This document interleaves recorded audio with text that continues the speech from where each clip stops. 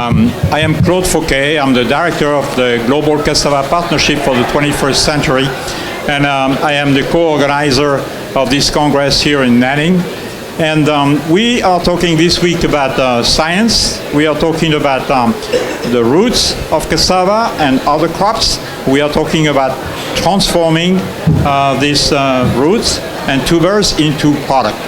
This afternoon we have a conversation with entrepreneurs, people who are taking these products coming from the field and making product, or people who are producing machineries in order to do this processing.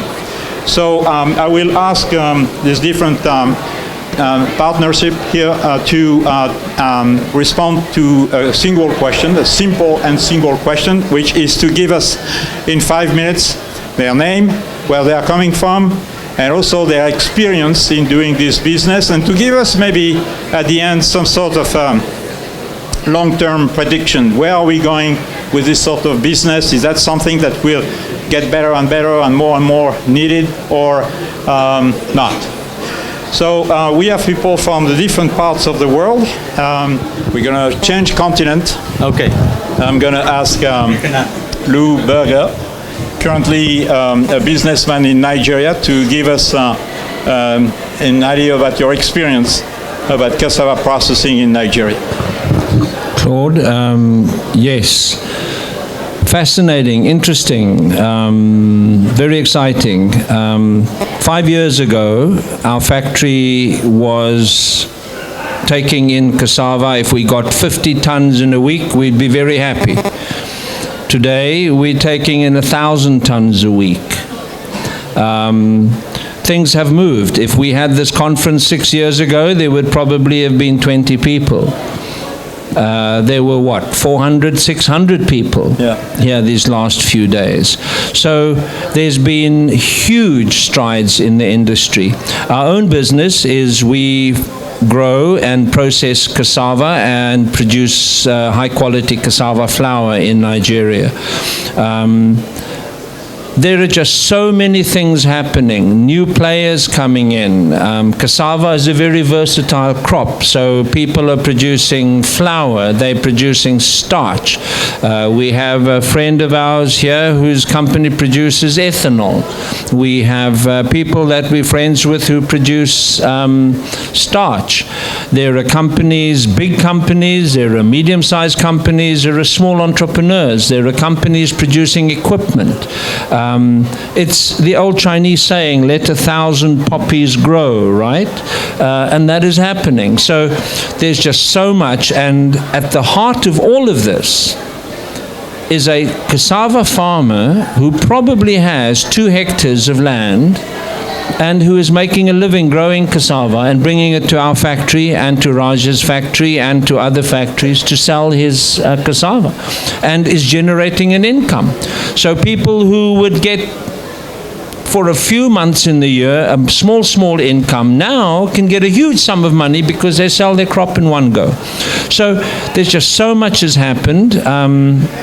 Innovation that my friend Liang spoke about now, new enzymes to make cassava flour turn into other things, new enzymes to make the cassava tuber last longer or stay fresh longer.